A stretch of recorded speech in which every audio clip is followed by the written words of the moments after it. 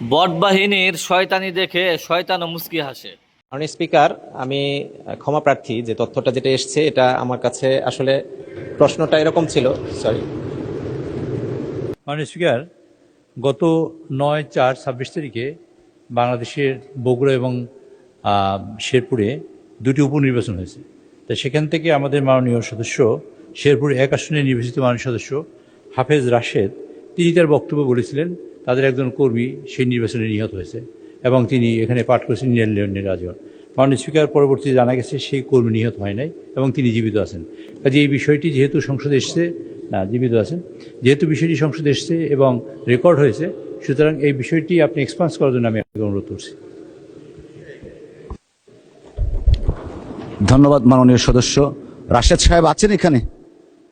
So মাননীয় chief whip যে statement দিয়েছেন, is that true or untrue? জি, রাশেদ সাহেবকে একটু দিবেন প্লিজ। মাননীয় স্পিকার, আমি ক্ষমা প্রার্থী যে তথ্যটা যেটা এসছে এটা আমার কাছে আসলে প্রশ্নটা এরকম ছিল। সরি। প্রশ্নটা এরকম ছিল যে আমাদের আগে যে নির্বাচনে যিনি নিহত হয়েছেন তার সংবাদটা আমি তথ্যটা উপস্থাপন না করার কারণে আমাকে পাশ থেকে চিরকুটে লেখা হয়। কিন্তু আমি পড়তে গিয়ে আগে শব্দটা তখন দেখিনি। ইন দ্য মিন টাইম যিনি অসুস্থ ছিলেন, অর্থাৎ যিনি আহত ছিলেন, তিনি কিন্তু মারাত্মক আহত ছিলেন এবং তিনি সেন্সলেস অবস্থায় ছিলেন। আমার কাছে ইনফরমেশনটা এরকম মনে হয়েছিল যে উনার কথাটাই বলা হয়েছে। তো পরবর্তীতে আমি নোটিশ দিতে চেয়েছিলাম, কিন্তু কোনো কারণে আমি দিতে ভুলে গেছি আর কি। সরি। ধন্যবাদ মাননীয় সদস্য। সো মাননীয় চিফ হুইপ, এটা এক্সপান্স করা হলো। At the same time all the members, honourable members, আমরা যখন মহান সংসদে যে কোনো স্টেটমেন্ট দেই আমরা নিজেরা ক্লারিফিকেশন করে মহান সংসদে উপস্থাপিত করব ভবিষ্যতে। ধন্যবাদ সকলকে। এবার সংসদেও বট বাহিনী ধরা।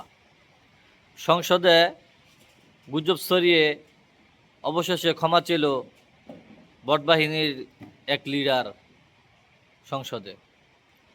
তারা সারা বাংলাদেশে যেভাবে গুজব ছড়ায়, সংসদেও এবার গুজব ছড়িয়ে ধরা খেয়েছে। সুতরাং এদের কাছে দেশ নিরাপদ নয়, দেশের মানুষ নিরাপদ নয়, ইসলাম নিরাপদ নয়। এই জন্য এদের থেকে দূরত্ব বজায় রাখুন।